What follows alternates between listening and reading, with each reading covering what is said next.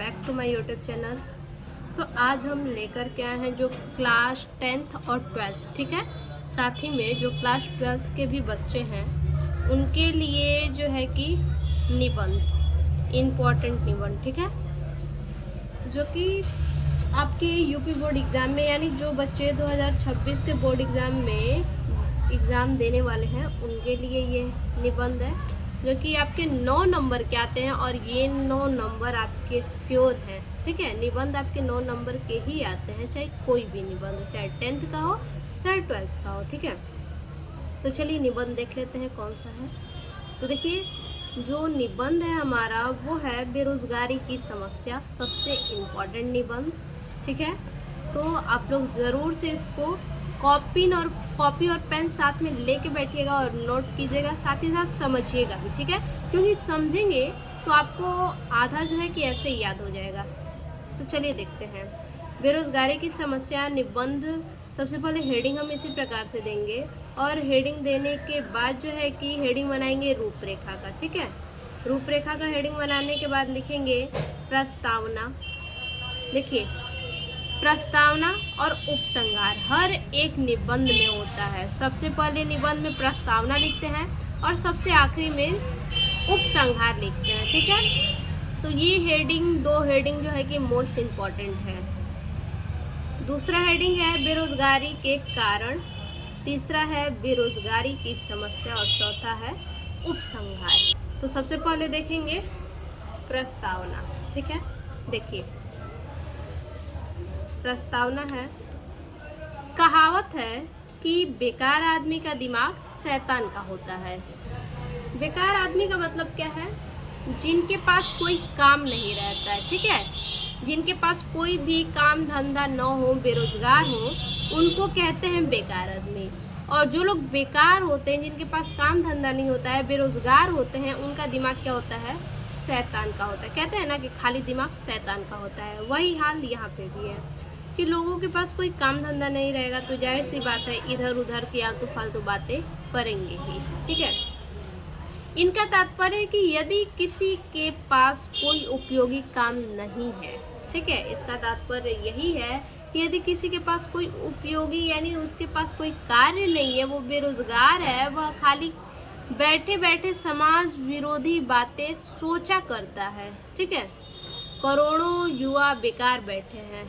हमारे भारत में बहुत सारे ऐसे युवा हैं जो क्या हैं, बेकार बैठे हैं और केवल समाज विरोधी बातें करते हैं। और उनकी बेकारी का नतीजा है कि देश में इस समय इतने उत्पाद, तोड़फोड़, हत्या, डकैती, अपहरण और लूटपाट के कार्य हो रहे हैं, ठीक है।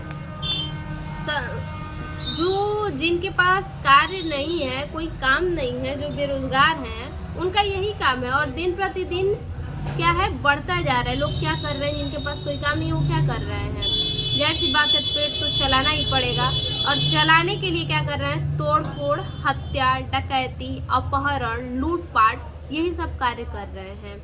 इसके कारण देश में अशांति है, ठीक है। अशांति का सबसे महत्वपूर्ण कारण यही है। तो ये हो गया प्रस्तावना। उसके बाद दूसरा हेडिंग हम देखेंगे बेरोजगारी के कारण।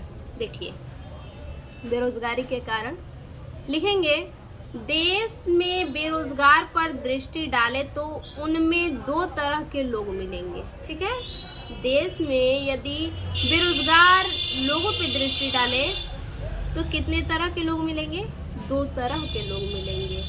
पहले, ग्रामीण क्षेत्रों में ऐसे युवक मिलेंगे। पहले नंबर पे ग्रामीण क्षेत्र में ऐसे युवक मिलेंगे जिन्हें पढ़ने का अवसर मिला ही नहीं, ठीक है। मतलब गांव में ऐसे भी कुछ लोग हैं जिन्हें पढ़ने का अवसर ही नहीं मिला। ऐसी स्थिति, ऐसा कंडीशन हो गया, ठीक है, ऐसी आर्थिक स्थिति हो गई जिसके कारण उन्हें पढ़ने का अवसर ही नहीं मिला। उनमें शराबी, देखिए, जिन्हें पढ़ने का अवसर नहीं मिला, जो बेरोजगार हैं, वो क्या करेंगे? उनमें शराबखोरी, जुआखोरी, भ्रष्टाचार, अनेक अवांछनीय आदतें पैदा हो जाती हैं। जाहिर सी बात है, जो पढ़े लिखे नहीं रहेंगे, जो शिक्षित नहीं रहेंगे, ठीक है, जो बेरोजगार रहेंगे, कोई कार्य नहीं रहेगा जिनके पास, वो लोग यही काम करेंगे, शराबखोरी करेंगे, जुआखोरी करेंगे यानी जुआ खेलेंगे, शराब पिएंगे, भ्रष्टाचार की अनेक अवांछनीय आदतें क्या करेंगे, पैदा वो लोग करेंगे। ठीक है। दूसरे वर्ग में देखिए, पहले वर्ग में तो जो लोग क्या है ग्रामीण में पढ़े नहीं है तो उनकी ये बात है। दूसरे में शहरों नगरों में रहने वाले युवक आते हैं, जो लोग शहर में हैं, नगर में है, ठीक है, लेकिन फिर भी क्या है, शिक्षित तो हैं पर क्या है, वो भी बेरोजगार हैं। देखिए, नगरों में रहने वाले ये युवक जो शिक्षित तो हैं पर जिन्हें इच्छानुसार कोई धंधा या व्यवसाय उपलब्ध नहीं है, देहाती को ले या शहरी क्षेत्र, अशिक्षित का छोड़ दे। देखिए, या तो आप देहाती क्षेत्र में देख लीजिए या तो शहरी क्षेत्र में देख लीजिए, नगरों में देख लीजिए, ठीक है, जहाँ लोग पढ़े लिखे हैं। जो अशिक्षित है, जो पढ़े नहीं हैं, उनकी तो बात ही छोड़िए, ठीक है। जो देहाती क्षेत्र में है, जो शहर में है, जो नगर में है, उनकी अगर बात करें, जो शिक्षित हैं, तो शिक्षित में भी ऐसे युवक मिलेंगे। देखिए, शिक्षित में भी ऐसे युवक आपको मिलेंगे जिनके पास तो डिग्रियां तो सब कुछ है, लेकिन क्या नहीं है, कोई काम धंधा नहीं है, बेरोजगार है। ठीक है। जो शिक्षित में भी ऐसे युवक मिलेंगे जिन्होंने सारी डिग्रियां ले ली है परंतु वे कोई व्यवसाय नहीं कर रहे हैं। ठीक है। उनके पास सब कुछ डिग्री है लेकिन व्यवसाय कोई भी नहीं है। वो क्या है, वो बेरोजगार है, बेरोजगार कहलाएंगे वो लोग कि शिक्षित होते हुए भी उनके लायक कोई कार्य नहीं उन्हें मिल रहा है। ठीक है। तो ये जो है कि हो गया आपका बेरोजगारी का कारण। ठीक है। बेरोजगारी के यही कारण है। एक जो ग्रामीण क्षेत्र में है, नहीं पढ़े हैं, वो क्या करेंगे, डकैती, मार पीट, यही सब, हत्या वगैरह यही सब करेंगे। और जो पढ़े लिखे हैं उन्हें क्या है, उनके लायक कोई कार्य ही नहीं है, व्यवसाय ही नहीं कोई है, लेकिन क्या है, सारी डिग्रियां धरी पड़ी हुई हैं। और आज के डेट में वैसे देखा जाए तो जो सबसे ज़्यादा पढ़े लिखे लोग हैं उनके पास कार्य नहीं है, कोई व्यवसाय नहीं है, उनके पास कोई काम धंधा नहीं है। और जो लोग नहीं पढ़े लिखे हैं या फिर जो लोग बहुत कम पढ़े लिखे हैं उनके पास सबसे ज़्यादा काम धंधा, बेहतर काम धंधा है। ठीक है। तो ऐसी बात नहीं है कि लोग पढ़े हैं तो ज़्यादा रुपए कमा रहे हैं, ऐसी कोई बात नहीं है। उनके जिनके अंदर हुनर है वो कहीं भी किसी तरह से कमा लेंगे। सबके लिए पढ़ाई मायने नहीं रखता है, डिग्रियां मायने नहीं रखती हैं। अब तीसरे नंबर पे जो हेडिंग है, बेरोजगारी की समस्या का समाधान। ठीक है। किस प्रकार से इसका समाधान किया जाए।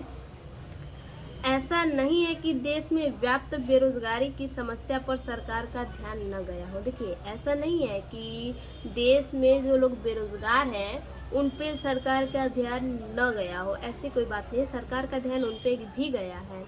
इसीलिए सरकार क्या करता है, हर पंचवर्षीय योजना में कार्यक्षम युवकों के लिए नए उद्यमों के सृजन की योजनाएं बनाती है। ठीक है। क्या करता है, हर 5 वर्षों पे आप लोग को सुनने के लिए मिलता होगा कि हर 5 वर्ष पे क्या होता है, पीएम यानी विश्वकर्मा योजना, जिसको कहते हैं कि सरकार के द्वारा निकाला गया योजना है। ठीक है। हर 5 वर्ष पे ये योजना निकलता है कार्यक्षम युवकों के लिए, जिनके पास कार्य नहीं है उनके लिए ये योजना निकलता है। नए उद्यमों के सृजन की योजनाएं बनती हैं और कार्यान्वित होती आई है। ठीक है। और इसमें लोग क्या किए हैं, जो 5 वर्ष पे योजना निकलती है उनमें लोग जो बेरोजगार हैं वो भागी भी इसके होते हैं, पर इनका असर नित्य बढ़ती आबादी के कारण शून्य हो जाता है। लेकिन देखिए, योजना तो निकलता है, लोग कार्य भी करते हैं जो बेरोजगार है, लेकिन क्या होता है कि जो बढ़ती हुई जनसंख्या है, बढ़ती हुई आबादी है, उसी के कारण क्या होता है, जो पंचवर्षीय योजना है, कोई कार्य है, वो भी क्या हो जाता है, शून्य हो जाता है। जाहिर सी बात है, शून्य होगा ही होगा। लोग क्या करेंगे, जनसंख्या बढ़ाएंगे, सरकार काम निकालते रहे, लोगों को काम मिलेगा, लेकिन फिर भी क्या है, लोग जनसंख्या पे जनसंख्या बढ़ाते रहेंगे, तो जाहिर सी बात है सरकार के पास इतने भी काम नहीं है कि सरकार सबको देता रहेगा। ठीक है। तो ये हो गया बेरोजगारी की समस्या का समाधान। सबसे पहले जनसंख्या को रोकना जरूरी है। ठीक है। उसके बाद अगला जो हेडिंग है वो है उपसंहार। अभी हमने बताया आपको सबसे फर्स्ट और सबसे लास्ट। फर्स्ट में होगा आपका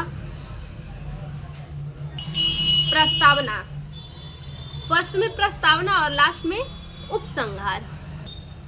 तो देखिए लिखेंगे, जब हमारा देश अंग्रेजी दास्ता से मुक्त हुआ था, यानी अंग्रेजों के अत्याचार से जब मुक्त हुआ था, उस समय उसकी जनसंख्या 40 करोड़ से कम थी। ठीक है, जब अंग्रेजों के दास्ता से जब हमारा भारत मुक्त हुआ था अंग्रेजों के चंगुल से, तो उस समय हमारे देश की जो जनसंख्या जो थी वो 40 करोड़ से कम थी। वर्तमान में यह बढ़कर 1 अरब से ऊपर जा पहुंची है। ठीक है, जो 40 करोड़ थी अंग्रेज के चंगुल से जब हमारा भारत छूटा, तो उस समय जनसंख्या 40 करोड़ से कम थी, लेकिन आज की डेट में 40 करोड़ से बढ़ के 1 अरब से ऊपर जा पहुंची है जनसंख्या। यही कारण है कि सारी आर्थिक योजनाओं का हमारे जीवन स्तर पर कोई खास असर नहीं दिखाई देता है। देखिए, बढ़ती जनसंख्या का ही कारण है कि जितनी भी आर्थिक योजनाएं जो सरकार के द्वारा निकाली जा रही हैं, उसका हमारे जीवन में कोई खास प्रभाव नहीं पड़ रहा है, नहीं दिखाई दे रहा है, और बेरोजगारी की संख्या घटने के स्थान पर क्या हो रही है, बढ़ रही है। ठीक है, जाहिर सी बात है, जब जनसंख्या बढ़ेगा तो बेरोजगार लोग होंगे ही होंगे। सरकार कितना बेरोजगारों को रोजगार देगी, इसीलिए जनसंख्या पे नियंत्रण कीजिए।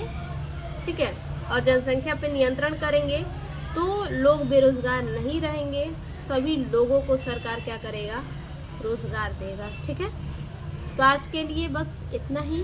फिर से मिलते हैं एक और नए वीडियो में नए टॉपिक के साथ। तब तक के लिए धन्यवाद।